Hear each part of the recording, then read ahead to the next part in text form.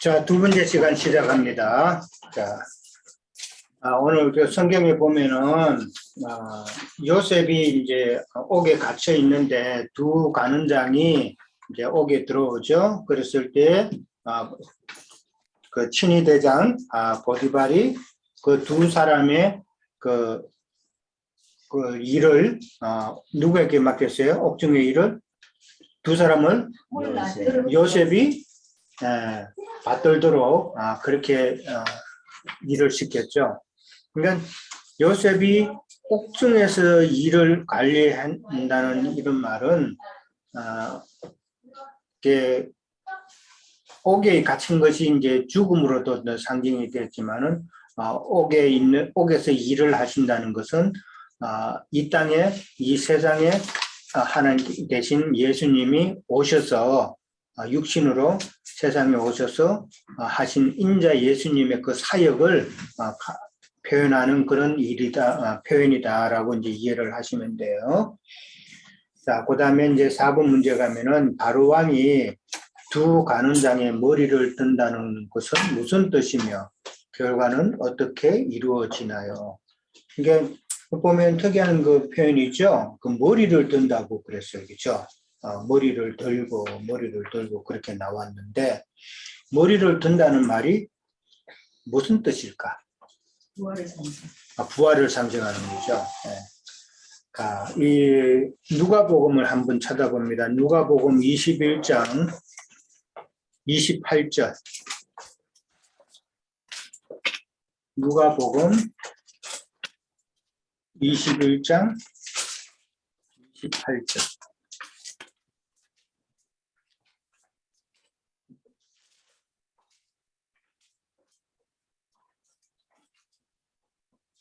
(133페이지) 정도쯤에 있어요. 자, 거기에 보면은 다 같이 읽습니다. 이런 일이 되기를 시작하거든 일어나 머리를 들라 너희 속량이 가까웠느니라 하시더라. 이게 머리를 들라라는 표현이 나오죠. 이 말은 자는 자, 자는 제자나 성도들의 부활을 이야기한다는 말이에요. 예. 부활을, 그러니까 인자 예수님께서 오셨고 죽고 부활하실 때에 이들도 같이 부활하는 것이죠. 네. 이거 이해가 돼요? 무슨 말인지? 인자 예수님이 이 땅에 오셔서 죽고 장사되고 부활을 하실 때에 예수님 혼자만 부활하는 게 아니라 구약 시대에 자는 제자들과 믿음의 선진들이 같이 부활한다 그랬어요. 네. 그러니까 마태복음인가 25장인가 그 보면은 그 예수님이 돌아가실 때에 어떤 현상이 또 나타났어요? 무덤 문이 열려서 그들이 죽은 자들이 살아서 나와서 예루살렘 성으로 들어갔다라는 표현이 있어요. 네. 실제로 죽은 사람이 무덤이 열려가지고 나갔을까요? 그 이야기가 아니란 말이에요. 이 무덤에 죽어서 무덤에 그 몇 년이 됐는지도 모르는 그 무덤이 열려가지고 거기서 성장이 나와서 살아가지고 이 사람이 살아서 예루살렘 성에 들어갔다는 이 말로 이해를 하면은 그 사람은 신앙이 좋아도 너무 좋은 사람이야. 진짜로. 그래서 화장을 안 하는 사람들도 있잖아요. 그게 이게 고신에서 화장을 절대 안 해요. 그러니까 말씀을 잘못 이해해도 크게 잘못 이해한 거예요. 그 무덤에 있다는 자들은 이미 육신의 몸이 끝나고 그 영이 이렇게 음부에서 자든 자들이에요. 무덤에 있다는 건 자든다는 건 머리를 든다는 말은 이제는 부활을 이야기하는 이야기다. 그래서 부활돼서 그리스도의 부활과 함께 그리스도의 품 안에 들어가는 것을 상징하는 이야기다라는 것이죠. 그러니까 부활을 상징하는데 어떤 자들은 생명의 부활로 일어나는 자들이 있지만은 어떤 자는 심판의 부활도 있다라는 것을 우리는 반드시 이해를 하셔야 됩니다. 예. 자, 머리를 든다는 것은 이제 복직인데, 부활인데, 술 가는 장에 머리를 든다는 말은 무슨 말이에요, 그럼? 복직. 복직이죠. 예. 왜? 술 가는 장에 머리를 든다는 말은 복직을 의미한단 말이에요. 그러면은 어떤 영적 의미를 이야기할 수 있어요? 술 가는 장이 복직한다는 말은 영의 사역을 다시 시작하는. 그렇죠. 영의 사역을 시작하는 거예요. 그러니까 인자 예수님이 이 땅에서 오셔서 그 사역을 다 마치시고 그 다음에 구속을 이룬 다음에 생명 주는 영으로 제자들의 다시 오셔서 제자들과 그 다음에 많은 믿는 자들에게 그들과 함께 하나님의 구속 사역, 복음 사역을 계속 이어나간다는 그런 의미란 말이에요. 그러니까 술 가는 장이 복직된다는 말은 예수님께서 육으로는 죽으시고 그 다음에 영으로 다시 오셔서 하나님의 구속 사역을 계속 하나님 제자들과 많은 믿는 성도들과 함께 구속 사역을 이어간다는 그런 의미로 술 가는 장의 복직을 이해를 해야 된다는 것이죠. 그 다음에 뜬마탕 가는 장은 결과가 어떻게 돼요? 나무에 매다는 것이죠.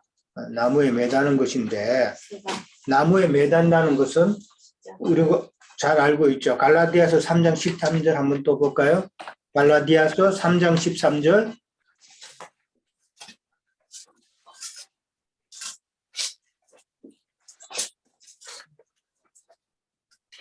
나무에 달린 자는 어떠한 자들인가? 13절에 보면은 그리스도께서 우리를 위하여 저주를 받은 바 되사 율법의 저주에서 우리를 속량하셨으니 기록된 바 나무에 달린 자마다 저주 아래에 있는 자니라라고 그랬어요. 이 기록된 바라는 것은 이제 구약의 신명기에 나오는 이야기예요. 신명기 21장 22절에서 23절에 보면은 그 표현이 나와 있어요. 한번 볼까요? 신명기 21장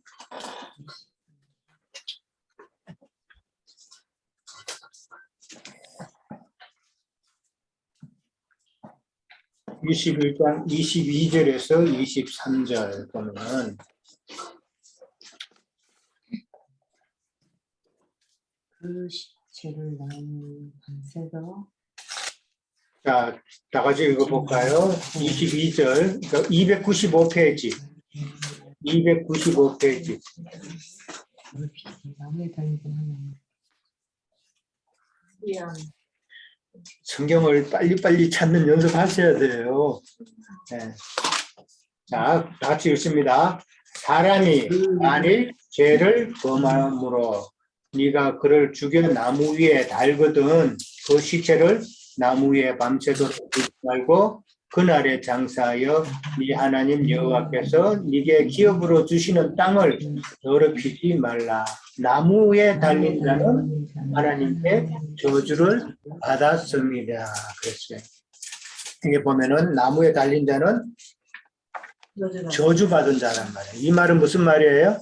누구를 이야기하는 거예요? 우리 나무에 달린 자는 저주받은 자라고 그랬어요. 이건 누구를 이야기하는 거예요?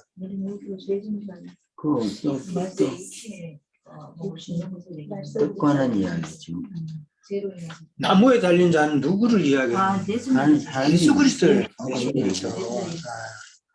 나무에 달린 자는 저주받은 자라는 거예요. 사람 모든 죄인들의 그 저주를 죄를 다 짊어지고 지신 인자 예수 그리스도를 말하는 거예요. 인자 예수님을 말하는 거예요. 네. 그러니까 나무에 매달렸다는 것은 저주받았다는 표현인데 그 저주는 우리가 아니라 우리도 나무에 달려야 되죠. 예수님께서 달릴 때 우리 자신도 우리의 옛사람도 다 실은 다 나무에 매달려야 되는 거예요. 네.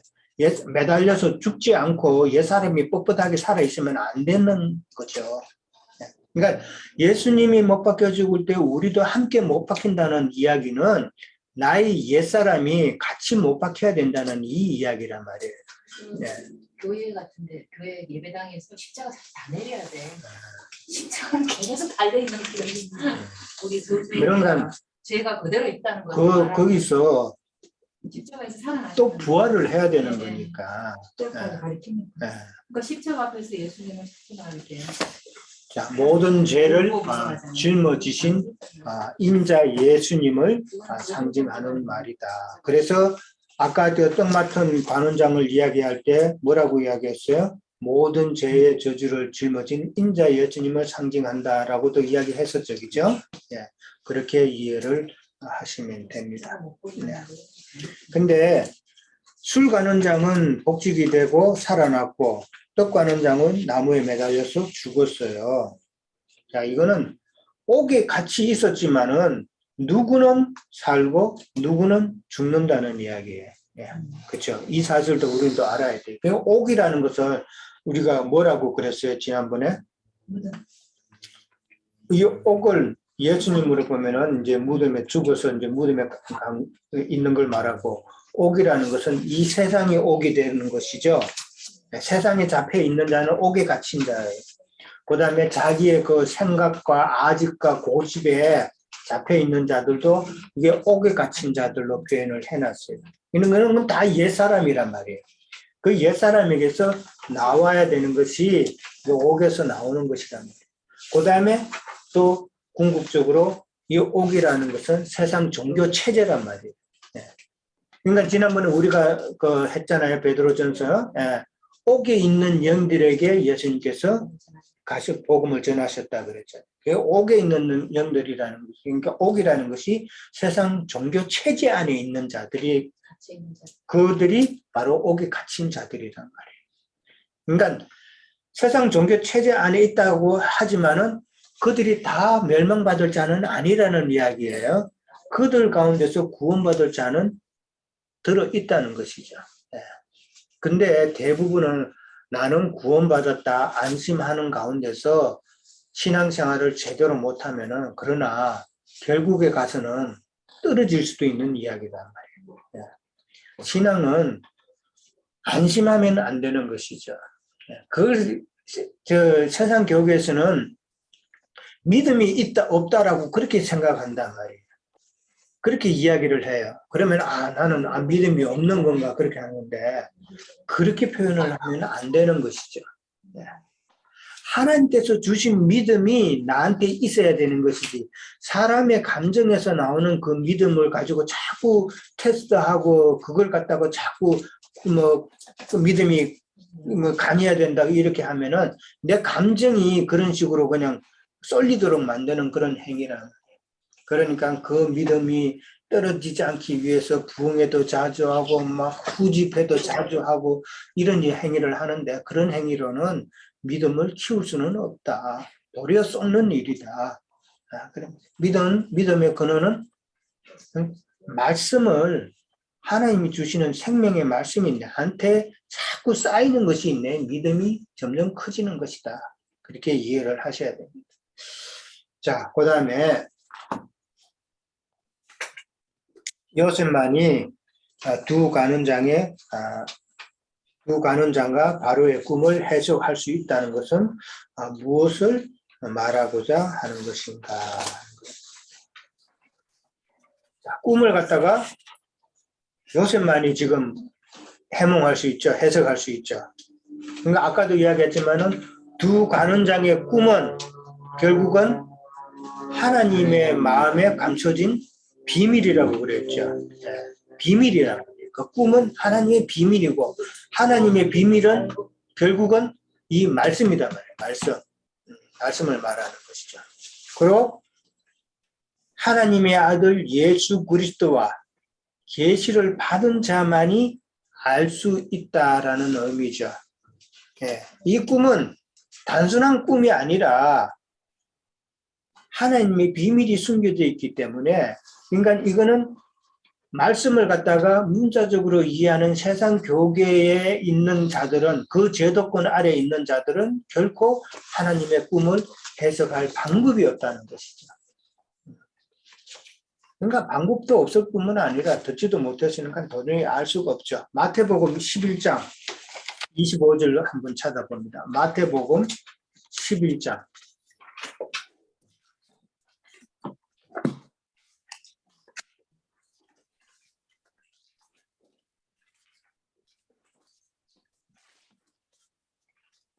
몇 절이요?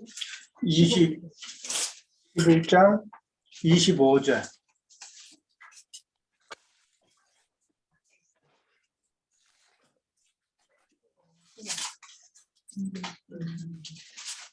25절부터 27절까지 마태복음 11장 25절에서 27절까지 다 같이 있습니다. 그때 예수께서 대답하시되 이르시되 천지의 주제이신 아버지여 이것을 지혜롭고 썰기 있는 자들에게 숨기시고 어린 아이들에게 나타내심을 감사하나이다. 옳소이다. 이렇게 된 것이 아버지의 뜻이니이다. 내 아버지께서 모든 것을 내게 주셨더니 아버지는 아들을 아는 자가 없고 아들과 또 아들의 소원을 돈대로 계시를 받는 자 외에는 아버지를 아는 자가 없습니다. 이것을 지혜롭고 설기 있는 자들에게 숨겼다 그랬어요. 지혜 있고 설기 있는 자들이 누구를 말하는 거예요? 바리새인들, 스스로 다 안다고 하는 자들. 그 다음에 지혜 있고 지혜롭고 설기 있다는 건 예수님 당시에 많은 그 바리새인과 서기관과 그 유대교 지도자들이 오늘날 성경을 안다고 하는 목회자들이다. 사실은 목회자들은 성경을 몰라요. 지난번에도 이야기했지만은 신학교 4년, 그 다음에 신대원 들어가서 2년, 3년 공부하는 거 처음 다 교리를 배워서 나오고 신학을 배워서 나오지 성경을 배워서 나오는 그런 커리큘럼은 없어요. 자, 처음 다 목회 비즈니스, 목회학하고 신대원 들어가서 제일 많이 하는 그 박사 타이틀이 뭔지 알아요? 목회학 박사예요. 목회학 박사. 그거는 목회를 어떻게 잘 성공적으로 하는가 그거 가르치는 학이잖아요. 그러니까 성경을 가르치는 게 아니란 말이에요. 그러니까 성경을 알지도 못하고 나와서 목사 타이틀을 얻었는데 성경은 뭐를 가르치겠어요? 우리가 잘 생각을 해봐야 돼요. 그건 아는 장로님이 그 네. 미션 그 있잖아요. 저걸 하는데 대학교 하는데 2만 불을 주면은 그 신학 박사 그렇죠. 다 그래요. 아니야 많이 하는 하는 것도 아니야 5천 불 있던 해줘 그래. 그러니까 지금 제가 아이러니하게도 신학교에서 목사 안수식을 해요. 졸업하면 그 이제 테스트 하면은 목사 안수 패를 해주는데 패 해주면은 이제 그 사람들이 신학교에다가 돈을 얼마를 내야 돼요. 그래야 이제 그 패를 해주는 거예요. 저는 참 그건 우리는 아이러니하게도 내가 또 그런 패를 만들어 주는 거니까 좀 그렇긴 한데. 자, 그 다음에 이제 어린아이에게는 나타내심을 감사하다 그랬어요. 어린아이는 어떤 자들이에요? 믿음이 약한 자. 어린아이에게는 나타냈다 그랬어요. 여기서 어린아이는 그러니까 순진한 자, 교만하지 않고 나 스스로 안다 하지 않고 모르면 나 몰라요 하는 그런 순전한 그런 믿음을 가진 자들을 말하는 거예요. 이들에게는 다 알게 하셨다.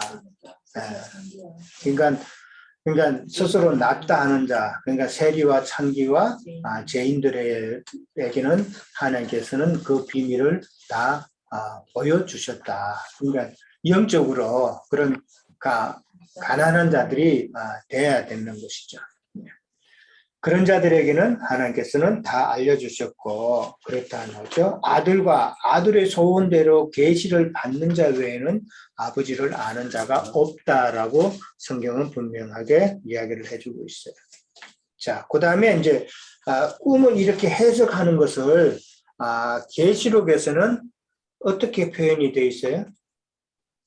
계시록에서는 뭘로 표현이 되어 있을까? 계시록 5장 한번 봅니다. 계시록 5장 1절부터 5절까지 봅니다. 인간 눈을 때문에 그렇죠. 네. 아, 이미 때문에. 계시록에서는 꿈 해석이 봉인된 인을 떼는 것이다라고 그랬어요. 이건 중요한 건 다 읽어봅니다. 5절까지. 자, 403페이지쯤에 있어요. 자, 5절 1절. 얘기 있어요. 내가 보니 보좌에 계신 여호와께서 받으셨어요? 자, 있습니다. 내가 보매 보좌에 앉으신 이의 오른살에 두 마리가 있으니 안팎으로 썼다. 여기 안팎으로 썼다는 의미가 뭐예요? 안팎으로? 일곱 로고스와 저기 그렇죠. 이 두루마리가 있는데 이게 안팎으로 써져 있다는 이 말은 로고스의 말씀, 그러니까 문자적인 말씀으로 쓰여져 있지만은 또 안쪽으로는 레마의 말씀으로 표현되어 있다라는 그런 의미잖아요. 이거를 잘 이해를 하셔야 돼요. 성경은 반드시 안팎으로 쓰여져 있다. 그러니까 문자적으로 이해하는 것은 바깥만 보는 것이죠. 바깥보다는 안을 봐야 되는 거예요. 그 다음에 일곱 인으로 봉하였더라. 2절 또 봄에 힘있는 천사가 큰 음성으로 외치기를 누가 그 두루마리를 펴며 그 인을 떼기에 합당하냐 하나 하늘 위에나 땅 위에나 땅 아래에 능히 그 두루마리를 펴거나 보거나 할 자가 없더라. 그 두루마리를 펴거나 보거나 하기에 합당한 자가 보이지 아니하기로 내가 크게 울었더니 누가 울었어요? 요한 사도 요한이 크게 울은 거예요. 그러니까 말씀의 뜻을 모르니까. 그 다음에 5절 장로 중에 한 사람이 내게 말하되 울지 마라. 유대 지파의 사자 다윗의 뿌리가 이겼으니 그 두루마리와 그 일곱 인을 떼시리라. 유대 지파의 사자 다윗의 뿌리 누구를 말하는 거예요? 예수 그리스도. 예수님만이 일곱 인을 떼실 수가 있다.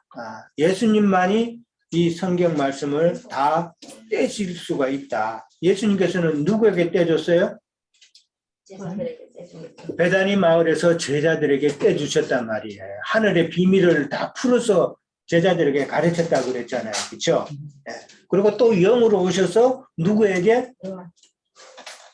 제자들과 그 다음에 믿는 성도들과 레마의 말씀을 보는 자들에게 하나님께서 그 영이 되셔서 우리에게 또한 알려주셨다.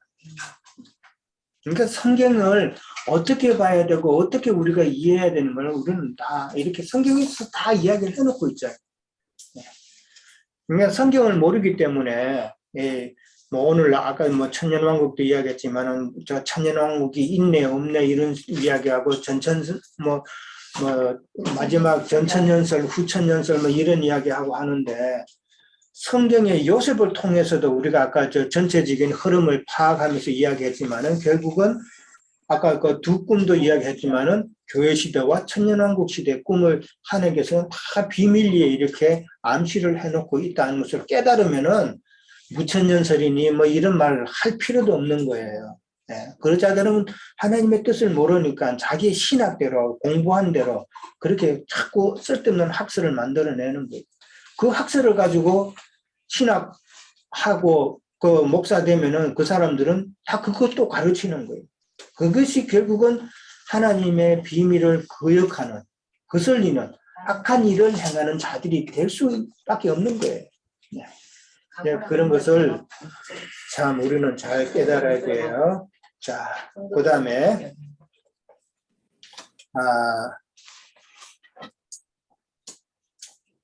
간원장이 이제 꿈을 해석하고 그 다음에 그렇게 나오는데 6번 문제 나갑니다. 술 맡은 간원장이 근데 그러니까 요셉이 그 간원장한테 꿈을 해석해 주니까 간원장한테 부탁을 했죠. 자기를 잊지 마. 그렇죠. 자기를 잊지 말고 나를 기억해서 그러니까 언젠가는 자기가 이게 술 맡은 간원장으로 인해서 자기가 혜택을 받을 날이 올 거라는 것을 미리 알고 있었던 거죠. 예. 그러니까 하나님의 경륜, 하나님의 비밀, 하나님의 그 계획의 어떻게 진행될 거라는 것을 알고 있었다는 말이죠. 그러니까 아들 예수가 아버지의 뜻을 알고 있었다는 그 말, 우리 방금 읽었잖아요. 그렇게 이해를 하셔야 되는 거예요. 그러니까 나도 당신이 잘 되거든. 나를 이렇게 내보낼 수 있도록 해달라고 그랬잖아요. 잊지 말라고 그랬죠. 근데 요셉을 술 가는 잔이 까마득하게 잊고 있었죠. 네. 얼마 동안? 2년 동안. 그게 41장 1절에 보면은 만 2년 후에라고 나온단 말이에요. 네. 만 2년 동안 까맣게 잊고 있었다라는 것은 건망증이 심해도 엄청 심하죠. 잊게 하겠지. 이게 잊을 수 있는 일이에요, 지금? 지금 요셉의 꿈 해몽 때문에 자기가 이런 복직이 되어서 이렇게 했는데 그거는 평생 가도 잊을 수 없는 일이에요. 그렇죠. 생명의 연인이고 참 이 해몽이 참 이렇게 해가지고 이렇게 실제로 된다는 건 사람에게서는 참 아주 중요한 경험인데 우리도 살면서 아주 중요한 경험은 평생 못 잊잖아요. 그런데 잊었다 그랬어요. 이 말은 무슨 뜻이에요? 잊는 것도 하나님의 뜻이라는 이야기잖아요. 잊는 것도 지금 하나님의 뜻이라는 말이에요. 그러면은 이 2년 동안에 잊었다는 말은 뭐를 이야기할까? 하나님께 속해 있다는데 만 2년이라는 이 표현은 교회 시대를 예표하는 기간이다. 그렇죠. 네. 성경에 보면은 누가복음 13장 한 번 더 찾아봅니다. 누가복음 13장 32절.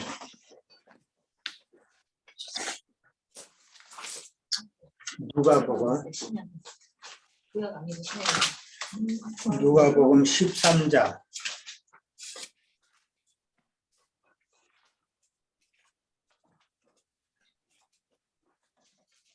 32절부터 33절.